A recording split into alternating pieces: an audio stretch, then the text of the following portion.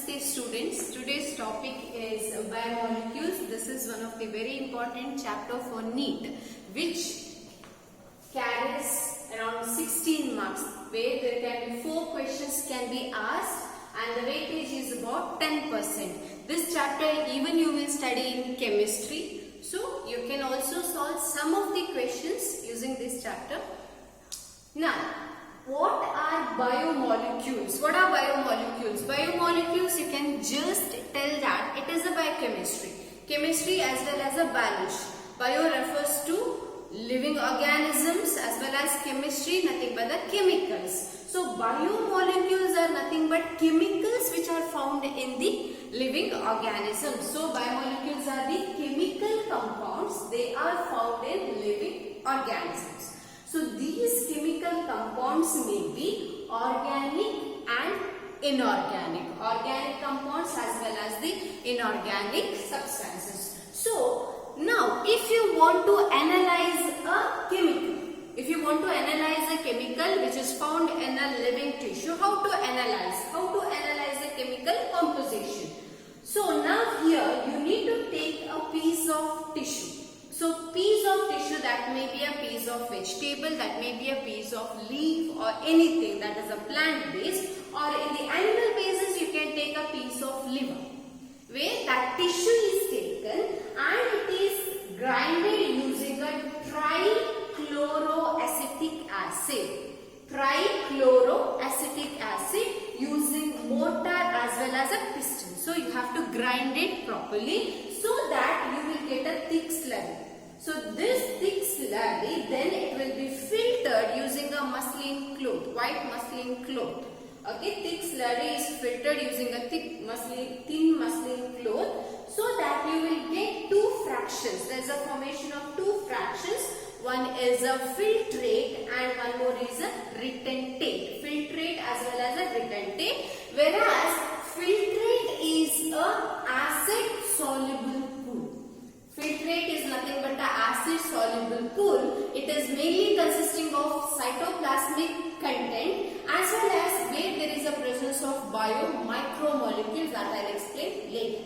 So where the retentate mainly contains, it is an acid insoluble pool and that contains biomacromolecules. Okay, that contains biomacromolecules, where in the case of retentate, it is mainly consisting of cytoplasm as well as the organelles, cell organelles, that is mainly found in the retentate. Okay, so that is regarding to this.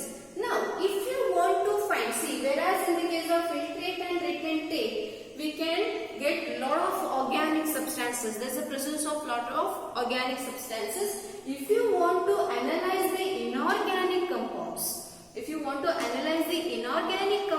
then you need to go for this ASH analysis.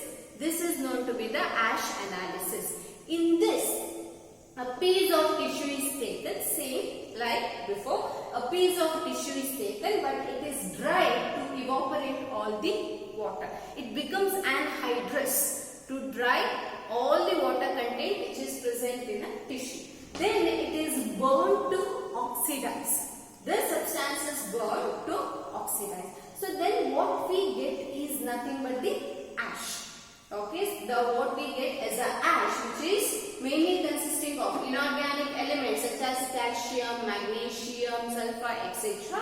Whereas compounds such as sulfate, phosphate, these substances can be obtained by doing ash analysis. Now, if you want to check the components which are present in the earth crust as well as the human body, what is the components such as elements hydrogen, carbon, oxygen, nitrogen, sulfur, these substances which are found in earth crust as well as the human body.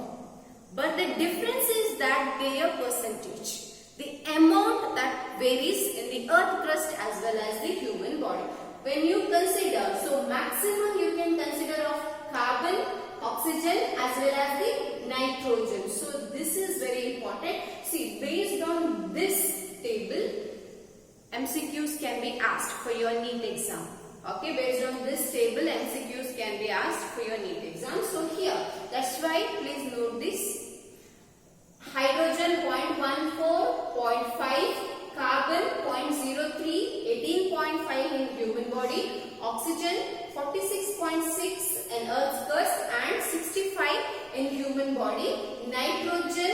very little in earth crust as well as in the human body. There are about 3.3%. Sulfur 0.03 and in the human body 0.3. Sodium 2.8 and in human body 0.2. Calcium 3.6, human body 1.5.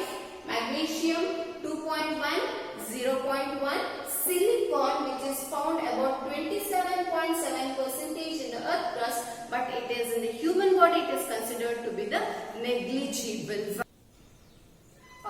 So in the biomolecules, as I told, in the acid soluble pool as well as in the acid insoluble pool, whereas in the acid soluble pool you find biomicromolecules and the acid insoluble pool you find biomacromolecules. So first we will study about the biomicromolecules. So what are biomicromolecules? Biomicromolecules are the substances or the chemicals which are containing molecular weight less than 1000 Dalton.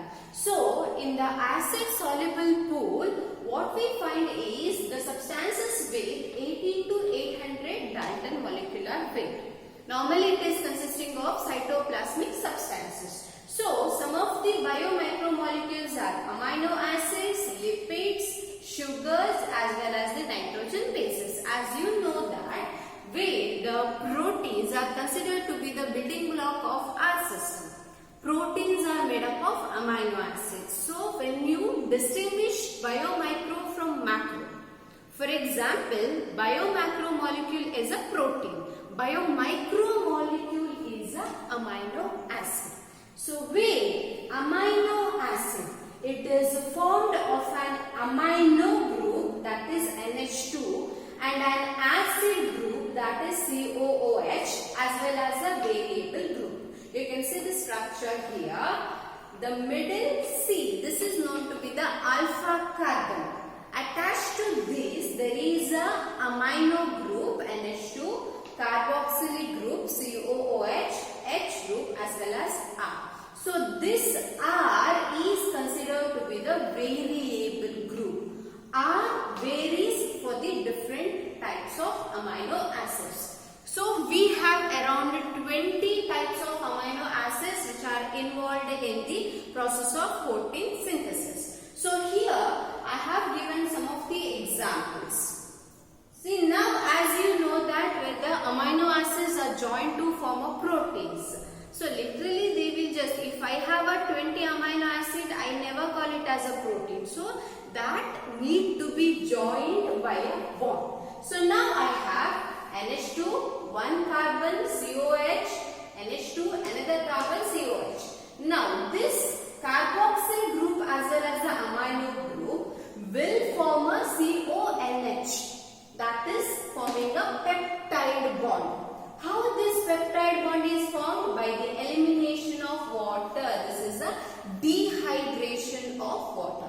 By the process of dehydration, there is a formation of peptide bond.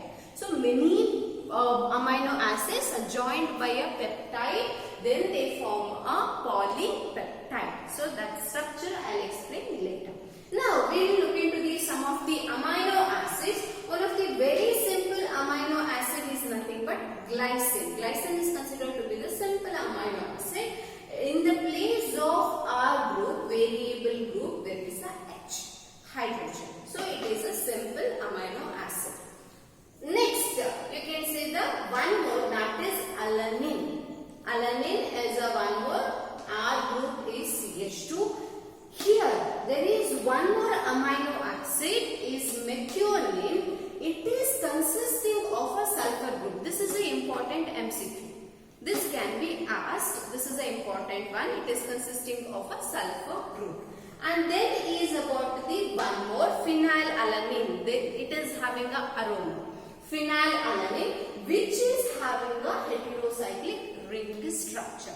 Phenylalanine mainly consisting of a heterocyclic ring structure. These are some of the non-polar amino acids. Okay, so here amino acids, there are mainly two types of amino acids. It is essential amino acids as well as the non-essential amino acids. Whereas essential amino acids acids which are not synthesized in our body. That's why that need to be supplied through food. So some of the examples for essential amino acid is tryptophan, valine, methionine, isoleucine, leucine, phenylalanine, threonine, histidine. No need to remember these names because as it is, it won't be asked for the NEET exam, but still some of the structural examples can be asked. So here, non-essential amino acids which are synthesized in our body, that's why need not to be taken through diet. So some of the examples are glycine, alanine, tyrosine, serine, proline, aspartate as well as the glutamate. So these are considered to be the non-essential amino acids. Now one of the very important topic that is for the NEET, that is nothing but the types based on the number of acidic group as well as the basic group. Now here we have acidic amino acid. Acidic amino acid, example glutamic acid, aspartic acid, those are the acidic amino acids. Basic amino acid, example lysine. Whereas neutral amino acid, valine. Under neutral amino acid, we have some of the aromatic amino acids which have aroma. That is tyrosine, phenylalanine as well as the tryptophan. So, as I explained some of the hydrophilic amino acids such as the polar amino acids, non-polar amino acid, one more is negatively charged amino acids. Okay, negatively and the positively charged amino acids, we can give the example of aspartic acid as well as the arginine. So these are the examples for negative as well as the positive amino acids. Okay, so next in the amino acid there is a concept known as Zwitter ionic form. So what is Zwitter ionic form? So the structure of amino acid, as you know the structure of amino acid consisting of amino group, carboxylic group, H as well as a variable group. This structure of amino acid changes due to the ionization of carboxylic group as well as the amino group. When an amino acid which is kept in a different pH, when an amino acid is kept in a different pH, their structure changes due to the ionization. So here you can see the B form is a Zwitter ionic form where there is a NH3 plus COO minus. So where there is a ionization, there is a shift of one particular H towards amino group. So these are unstable. These two are unstable. This is a reversible reaction. The symbol shows the reversible reaction and it is unstable. So this is known as Zwitter ionic form. Normally amino acids are considered to be the amphoteric substances. That is mainly due to they act as acid as well as base. Whenever it is kept in acid, they act as a weak base. Whenever they are in a base, they act as a weak acid. So this is about the amino acid, the first foremost biomicromolecule amino acid. So next we will move on to the next micromolecule, that is the simple sugars. Sugars are nothing but the carbohydrates. Where the carbohydrate we can consider it as a biomacromolecule. As I told here, amino acid is a micromolecule, protein is a biomacromolecule. So here in the simple sugars, one of the very important is the monosaccharides. Monosaccharides consisting of single sugar units. So the monosaccharides which can be further classified based on the number of carbon. Based on the number of carbon, they can be further classified. For example, monosaccharide means it is consisting of single sugar unit. So here it is further classified into first one is a triose consisting of 3 carbon and its formula is C3H2O3. So it will be C3H6O3. So example is glyceraldehyde. And next is about the tetrose consisting of 4 carbon and the formula is C4. It will be H8O4. Example, erythrose. Next there is the pentose. Number of carbon atoms are 5, C5H10O5. Example, ribose. Next is hexose. Number of carbon atom is 6. Formula is C6H12O6. This you might be knowing. It is consisting of glucose, fructose as well as the galactose. Then we have one more, heptose. Number of carbon atom is 7. So it is C7H14O7. Example is glucoheptose. Okay. So that is regarding to the monosaccharides.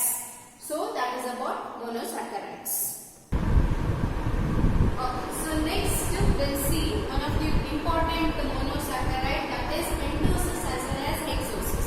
When we compare different types of monosaccharides, out of which very important are pentoses as well as hexoses.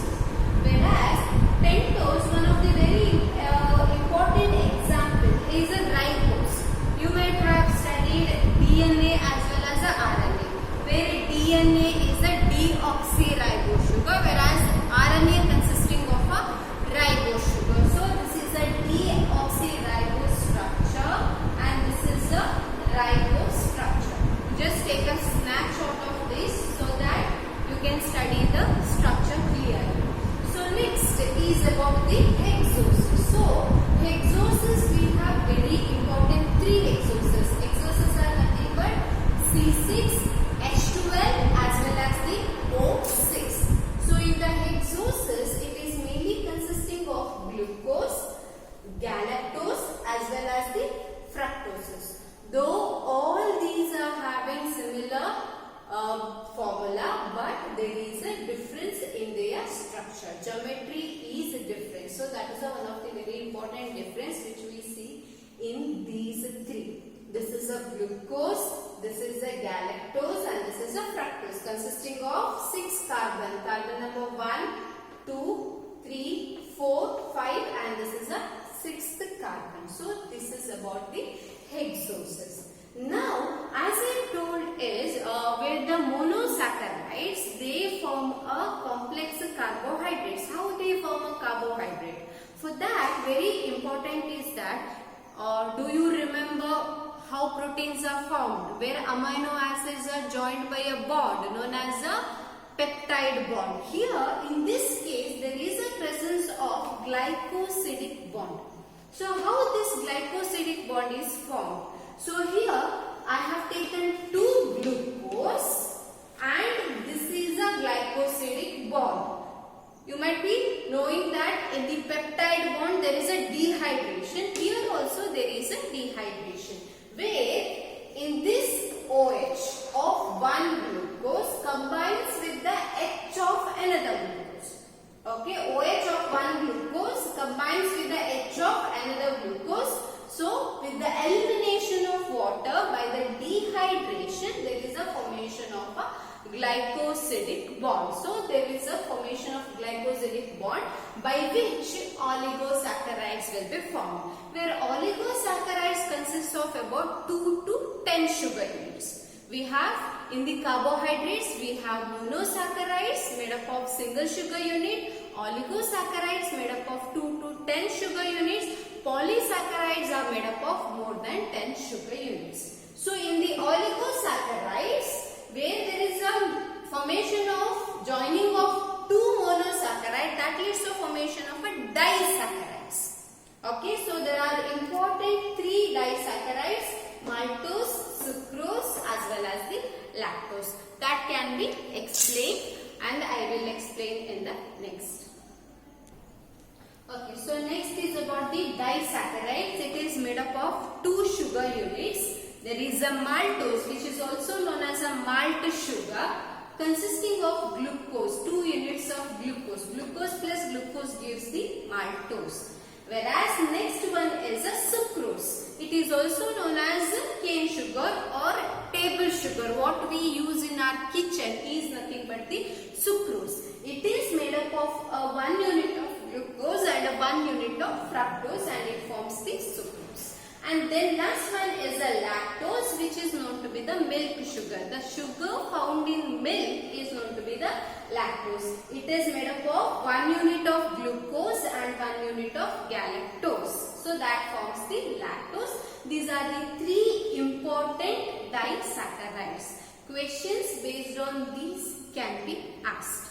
So next is about, this is just for knowledge, trisaccharides as well as tetrasaccharides and pentasaccharides, made up of 3 sugar units, 4 sugar units and the 5 sugar units. 3 sugar units example arabinose, 4 sugar unit example stachys, 5 sugar unit example verbose. So these are the examples. So this is about the disaccharides, trisaccharides as well as the tetrasaccharides and pentasaccharides. So this is about the simple sugars. Okay, so next we'll study about fatty acids as well as the glycerol. Okay, so next micromolecule is, biomicromolecule is lipids. Lipids are known to be esterified fat. It is mainly consisting of esters, ester bond. So they are mainly made up of fatty acids as well as the glycerol. Lipids are made up of fatty acids and glycerol, whereas the fatty acids, what are fatty acids? These are long chain acids consisting of carboxylic group as well as the R group. They are long chain organic acids consisting of carboxyl group as well as the R group. These R groups may be methyl CH3, ethyl C2H5 or higher number of CH2 groups. So the total carbon will be around 1 to 19 carbon. Example for fatty acids is, one is a palmitic acid consisting of 16 carbon including carboxyl carbon. Okay, so here you can see 1, 14 as well as here 1. So including carboxyl carbon there is a 16 carbon. So next is about the arachidonic acid. So in the arachidonic acid there is a presence of 20 carbon. So here there will be maximum of 19 carbon, but here it includes the carboxyl carbon. So it is one of the fatty acids. So next, the types of fatty acids. The fatty acids are classified into saturated fatty acid as well as the unsaturated fatty acid. Where the saturated fatty acid consists of single bond. There is no double bond between the carbon. So there is a single bond. Example, stearic acid. Whereas